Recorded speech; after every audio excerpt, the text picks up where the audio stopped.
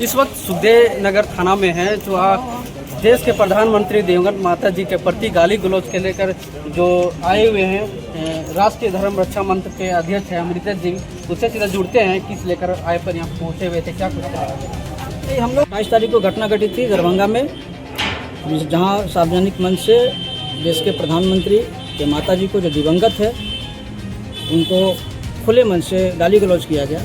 उससे पूरे देश में एक आक्रोश है, एक नाराज़गी है। हम लोग आहत हैं। एक सामान्य नागरिक के तौर पर हम लोग ये उम्मीद करते हैं कि जो भी हमारा रिप्रेजेंटेटिव हो या जो भी पॉलिटिकल पार्टी हो उसको अपनी एक सूचिता बनाई रखनी चाहिए, उसको एक नैतिकता बनाए रखनी चाहिए।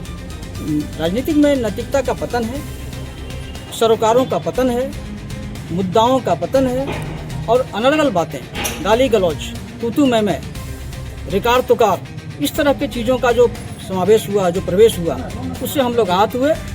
और ख़ास करके हम लोग इस बात से तो बिल्कुल ही आहत हुए कि आप देश के प्रधानमंत्री को भी यदि नहीं छोड़ रहे हैं, संवैधानिक पद पर बैठे हुए किसी व्यक्ति को नहीं छोड़ रहे हैं जो सर्वोच्च पद पर लगभग बैठा हुआ है, तो फिर आप किस बात की संविधान की रक्षा की दुहाई देते हैं। यदि आप संवैधानिक पद पर बैठे हुए व्यक्ति को अपमानित कर रहे हैं सीधे तौर पर, तो फिर आपको संविधान के बारे में चर्चा करने का कोई हक नहीं। और ख़ास करके हमारे देश में एक परंपरा है, धार्मिक रूप से जो व्यक्ति जिनका भी देहांत हो जाता है, जिसको हम दिवंगत कहते हैं, उनका आत्मा का परमात्मा से मिलन हो जाता है। तो आत्मा यदि परमात्मा में तब्दील हो गया, उसके बाद हमें आप यदि गाली गलौज कर रहे हैं तो आप परमात्मा को गाली दे रहे हैं। क्या आप हमारे धर्म और संस्कृति को भी चुनौती दे रहे हैं? तो हम राष्ट्र के नाते अपने देश के प्रधानमंत्री के साथ जो सबसे सर्वोच्च संवैधानिक पद है उसको लेकर के और इस देश के धर्म को लेकर के, जो हमारी संस्कृति है उसको लेकर के चिंतित थे, आहत थे। इसलिए आज हम स्थानीय थाना जो सुखदेव नगर है हमारे क्षेत्र में पड़ता है, वहाँ पर हम लोगों ने आकर के अपने मित्रों के साथ में, अपने साथियों के साथ में यहाँ पर एक